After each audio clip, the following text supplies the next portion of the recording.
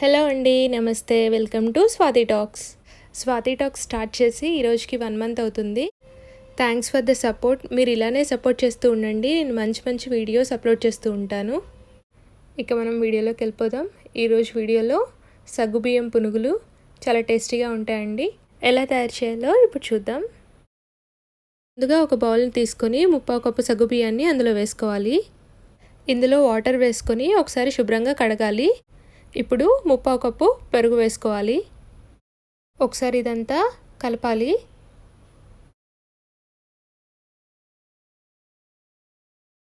ఇప్పుడు దీని మీద మూత పెట్టి 3 గంటల పాటు నానబెట్టాలి. ఒకవేళ మీరు చిన్న సగ్గుబియ్యం కనుక వాడినట్లయితే గంటన్నరలో నానుతుంది. సగ్గుబియ్యాన్ని 2 గంటల తర్వాత ఒకసారి మెదిపి చూడండి. ఈజీగా బ్రేక్ అయితే ఓకే, లేదంటే ఇంకోసేపు నానబెట్టండి. ఇందులో 1/2 కప్పు బియ్యపిండి వేసుకుందాం. ఒక మీడియం సైజు ఉల్లిపాయ ముక్కలు, సన్నగా తరిగిన 4 పచ్చిమిర్చి, స్పైసీగా కావాలంటే మీరు కొంచెం ఎక్కువ వేసుకోండి. అలాగే సన్నగా తరిగిన కరివేపాకు, 1 టీ స్పూన్ జీలకర్ర, రుచికి సరిపడినంత ఉప్పు. ఇప్పుడు ఇదంతా ఒకసారి కలుపుకుందాం. పిండి కొంచెం గట్టిగా ఉంది కదా, ఇందులో కొన్ని వాటర్ యాడ్ చేసుకుందాము. పునుగులు వేయడానికి ఈజీగా ఉంటుంది. వాటర్ కొంచెమే యాడ్ చేసుకోవాలి. ఎక్కువ యాడ్ చేసుకుంటే జారయ్యి పునుగులు వేయడం కష్టమవుతుంది. ఇప్పుడు ఇవన్నీ కలిపాం కదా, మూత పెట్టి ఒక 5 నిమిషాలు పక్కన ఉంచుదాం. ఇప్పుడు తాలింపు కోసం ఒక ప్యాన్ తీసుకొని 1 టీ స్పూన్ ఆయిల్ వేసుకుందాం. ఆయిల్ హీట్ ఎక్కిన తర్వాత 1 టీ స్పూన్ తాలింపు గింజలు వేసుకుందాం.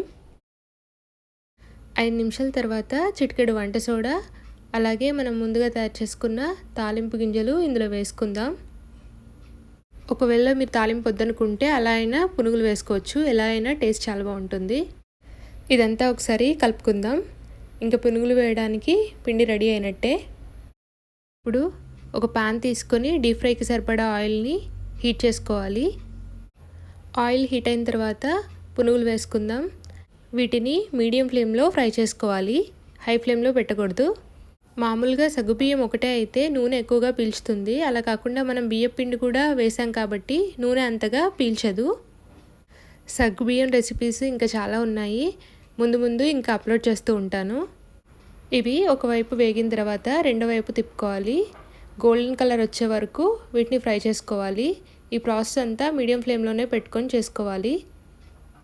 ఈ పునుగులు బయట క్రిస్పీగా లోపల సాఫ్ట్గా ఉంటాయి. చూసారా, గోల్డెన్ కలర్ వచ్చింది. ఇప్పుడు వీటిని బయటికి తీసుకుందాం. ఇదే విధంగా మిగిలిన పిండితో కూడా పునుగులు వేసుకోవాలి. అంతే, ఎంతో టేస్టీగా ఉండే సగ్గుబియ్యం పునుగులు రెడీ.